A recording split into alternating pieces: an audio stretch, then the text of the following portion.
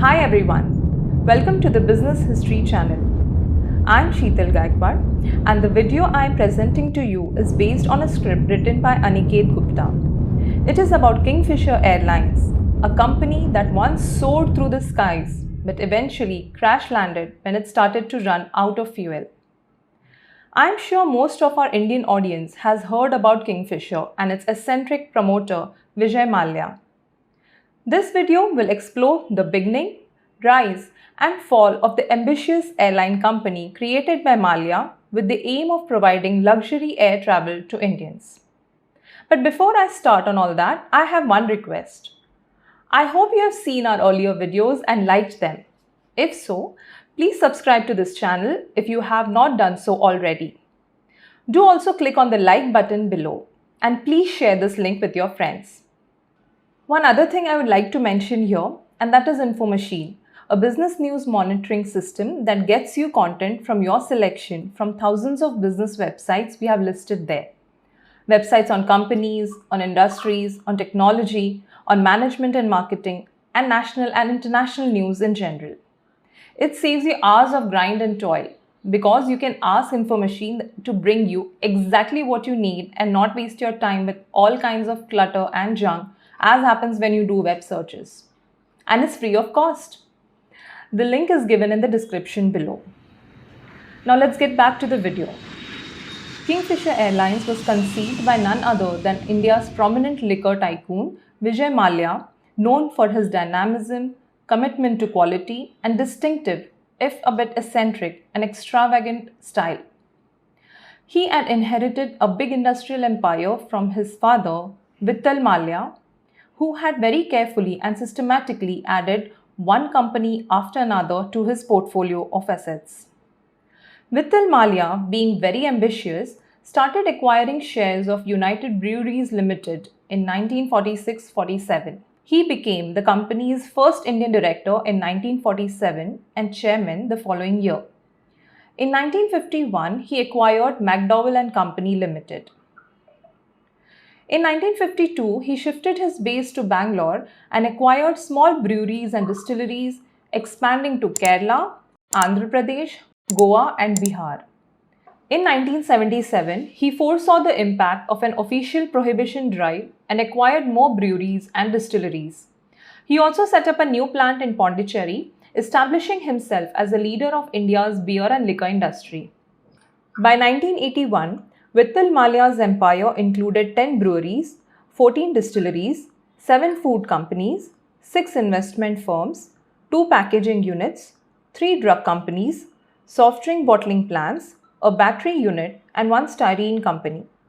He also led other firms despite not having controlling interests in them. Vittal Mallya passed away in October 1983 at the age of 59.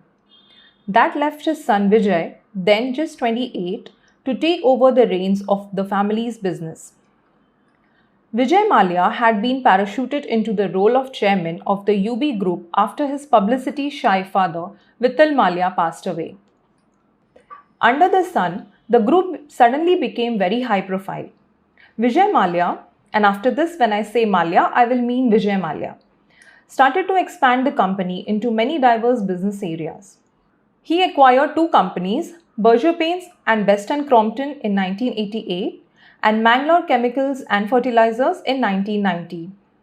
Mallya leveraged his popularity, bolstered the United Breweries brand and earned the tag King of Good Times, which matched his image of a flamboyant playboy who indulged his penchant for fast cars, yachts, numerous residences in many countries, race horses, and Force India Formula One race team cars. On 20 February 2008, Mallya bought the Bangalore franchise of the Indian Premier League for $111.6 million and named it Royal Challengers Bangalore. Mallya helped the group grow into a multinational conglomerate of over 60 companies. They reported an annual turnover of $11 billion in 1998-99. The group had breweries, distilleries, jams and ketchup, paints, and pharmaceutical companies in its portfolio. Under his leadership, United Spirits Limited, the flagship company of the UB Group, achieved the milestone of selling 100 million cases, becoming the second largest spirits company in the world by volume. Despite all this, Vijay Mallya wanted more, and then he created Kingfisher Airlines. So in 2003, the United Breweries Group founded Kingfisher Airlines, which was headquartered in Bengaluru in the state of Karnataka. The airline entered the aviation industry during a period when low-cost airlines had revolutionized the market, making air travel accessible to a wider Indian audience. Mallya wanted to ride that trend to a new high. Kingfisher Airlines was a latecomer to the Indian aviation scene. Although the airline was established in 2003, it wasn't until 2005 that it started flying commercially. But typical of its promoter, Vijay Mallya's style, it wanted to be big from the word go. It became the first Indian air carrier to place orders for Airbus A380 aircraft. The bill amounted to $3 billion. On 9 May 2005, Kingfisher Airlines started its commercial journey with a fleet of 4 new Airbus A320-200s, which operated daily flights between Mumbai and Delhi. The company's mission was to deliver world-class services and surpass the competition in both product quality and service excellence. To succeed in this mission, the aircraft were equipped with state-of-the-art facilities and exceptional amenities such as hot meals, comfortable seating, personalized in-flight entertainment, and a guest-centric approach. Kingfisher's next fleet of 4 daily flights were launched between Bangalore and Delhi. The airline rapidly expanded its service to 104 flights per day, connecting 16 cities in 1 year by introducing 17 aircraft. During 2005 to 2007, Kingfisher set a record for the fastest aircraft induction. Since its introduction, Kingfisher Airlines became very popular among business class travelers. Vijay Mallya's idea of providing luxurious amenities started to look like a genius idea. In 2008, the company gained recognition as the sole 5-star airline in India, earning a reputation for delivering exceptional flight services to its passengers. This recognition boosted Vijay Mallya's confidence, and then he took an ambitious leap to start international flight travel with Kingfisher Airlines. On 3rd September 2008, Kingfisher inaugurated its first international route from Bengaluru to London. By 2009, Kingfisher had garnered widespread acclaim globally and was among the 7 select airlines worldwide awarded a coveted 5-star rating by Skytrax.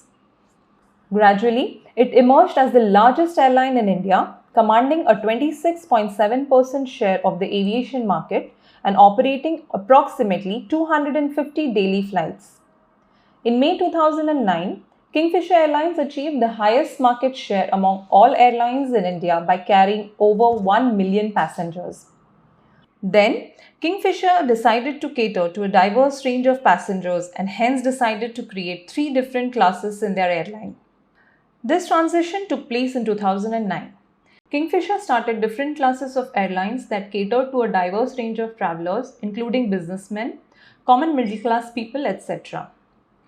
Kingfisher assumed that passengers could now have a clear image in their minds of which class of ticket they needed to book according to their budget. The first class was named Kingfisher First. It targeted business class travelers with high travel budgets seeking premium services. Then Kingfisher decided to create Kingfisher Class. This was a premium economy service designed for trendy and upwardly mobile middle-class passengers. Finally, they created Kingfisher Red. This was a low-fare basic class, essentially a rebranding of Air Deccan, acquired in 2007 to suit price-conscious middle-class passengers. In 2011, Kingfisher Airlines received the distinction of being named the Best Indian Airline of the Year. It seemed like Kingfisher would etch its name as one of the most successful airline companies in India for perpetuity. But that was not to happen. The company's problems started. Kingfisher's hasty acquisition of Air Deccan, a low-cost carrier founded by Captain G.R. Gopinath, resulted in giving out mixed signals. You see, Kingfisher had built its reputation as a high-cost carrier that emphasized luxury. Air Deccan was the complete opposite of this, as they provided low cost and affordable air tickets so every Indian could travel by air. You may wonder why, when everything was going smoothly, Kingfisher felt the need to go and acquire Air Deccan. Let me tell you, Kingfisher had not one but two reasons behind the merger. The first reason was to create a stronger financial position in the aviation market. Air Deccan was already an established airline in the domestic markets. Hence, Kingfisher thought that acquiring it would be a good idea financially. The second reason was more important for Kingfisher. As mentioned earlier, Kingfisher wanted to start international travel, but by law it was required to have at least 5 years experience in the domestic aviation market before it could venture into international service. Kingfisher lacked this experience. But as Vijay Mallya wanted things to happen as soon as possible, he decided to acquire Air Deccan, which had the required experience. Kingfisher then renamed Air Deccan as Kingfisher Red and reserved it for the domestic market. Ironically, this move, which was supposed to make the group financially stronger, ended up being one of the main reasons for the airline's ultimate demise. The early signs of this merger being a bad business deal started to show when Kingfisher started to lose some frequent travelers. The main reason reported behind this was the confusion that created after the launch of Kingfisher Red. Kingfisher Airlines passengers were accustomed to luxury offerings such as gourmet cuisine and lounge access, which were now replaced with the budget-oriented approach of Air Deccan. This merger started to stain the premium brand status of Kingfisher. The next 3 years proved to be really tough for Kingfisher Airlines as they incurred losses exceeding 10 billion rupees. Kingfisher did realize this error in acquiring Air Deccan, and it attempted to rectify the situation by raising the price of Kingfisher Red tickets. Unfortunately, this last-ditch effort did not help. The downslide had already started. The company reported losses of 1,000 crore rupees for 3 consecutive years. And by 2012, its losses had mounted to over 7,000 crore rupees and half its aircraft were grounded. The low-cost Kingfisher Red ceased to exist by February 2011 and its employees were not getting salaries. They went on a strike. Soon the entire operation came to a halt. This merger was not the only reason behind the downfall of Kingfisher Airlines. Many aviation experts and trade analysts also blame the top management of Kingfisher Airlines for some poor decisions, such as the hasty acquisition of Air Deccan, which led to the insurmountable losses. In 2012, the aviation industry was also trying to compete with rising fuel prices. Kingfisher was no exception to this. Unfortunately for it, they struggled to meet their fuel payments and started to test the patience of fuel vendors. One such vendor, Bharat Petroleum Corporation, filed a case against the airline in the Bangalore High Court. Even keeping in mind the fact that the market conditions of the aviation industry were harsh back in 2012, there were some business decisions that Kingfisher made that had a deeper impact. Mallya viewed airlines as a mode of luxury travel. He created his whole business model around the themes of premium and luxury. But he forgot that transportation in India is considered a necessity rather than a luxury. Hence, only a select class of passengers were willing to pay extra for luxury. Unfortunately, Vijay Mallya failed to recognize the distinction between the liquor and aviation industries. He assumed that since customers were willing to pay extra for premium alcohol, the same would hold true for air travel, which was far from the truth. Mallya was also involved in various other businesses. Although his liquor business had a strong foundation and some capable officials were appointed to run the business, the airline was left to function largely on its own. The airline business required more focused attention from Mallya, which it did not receive.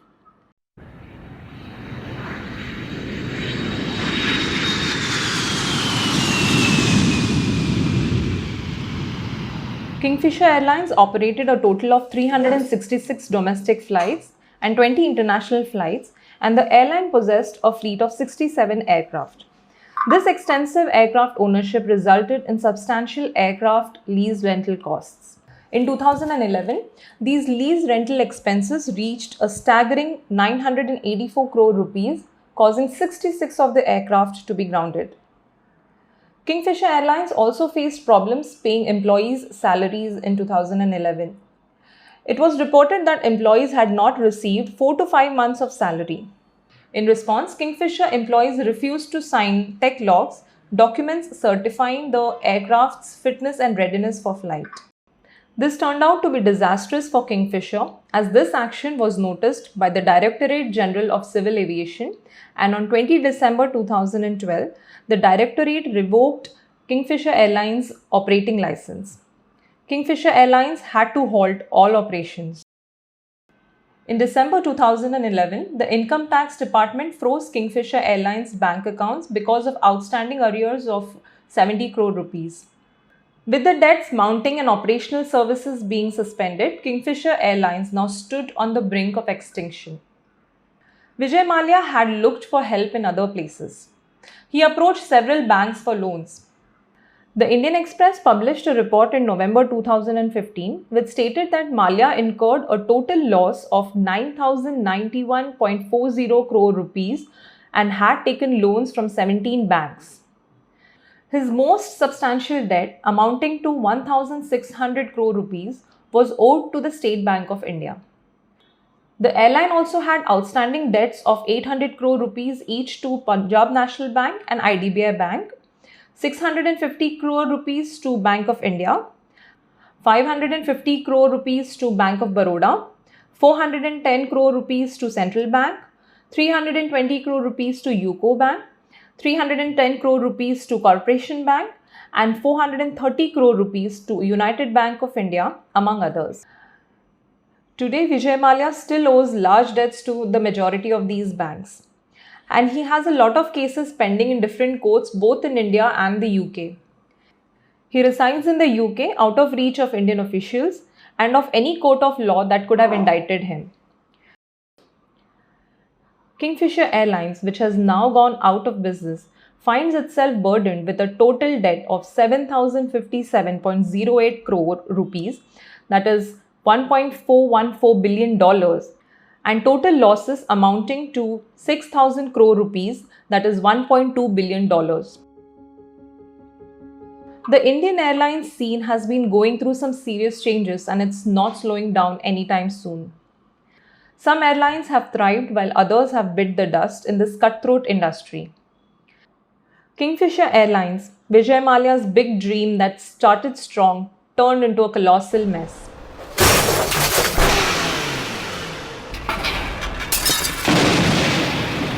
It might be argued that instead of making the airline a money spinner, Mallya was more interested in building a flashy image. The group went all out with fancy designs, top-notch food, and a posh atmosphere, not to mention grand plans to conquer the international market. But here's the kicker. They forgot about the regular folks flying in economy class. That was a major blunder. Mallya's strategy was a train wreck in the long run, and it seriously jeopardized the entire aviation sector. The lesson we learned from this disaster.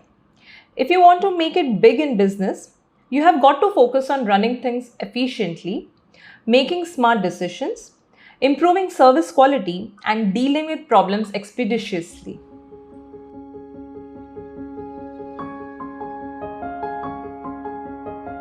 Well, that brings me to the end of this video. Do write your comments in the space below about what you think about the video. Do also watch this place for more videos and tell your friends and colleagues too. And if you have not already subscribed to the Business History channel, please do so and also hit the bell icon, for then you will be alerted every time we upload a new video here. Do also visit our website bh.domain-b.com to get a lot more content on business history, including lists of books and book reviews, people, some fun tidbits, and a business history quiz.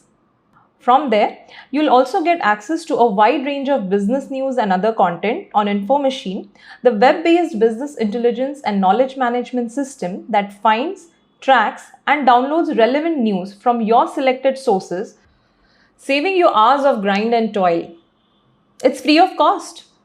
The links are given below in the description to the video. Thank you for watching, and I hope to see you with our next video. Until then, goodbye.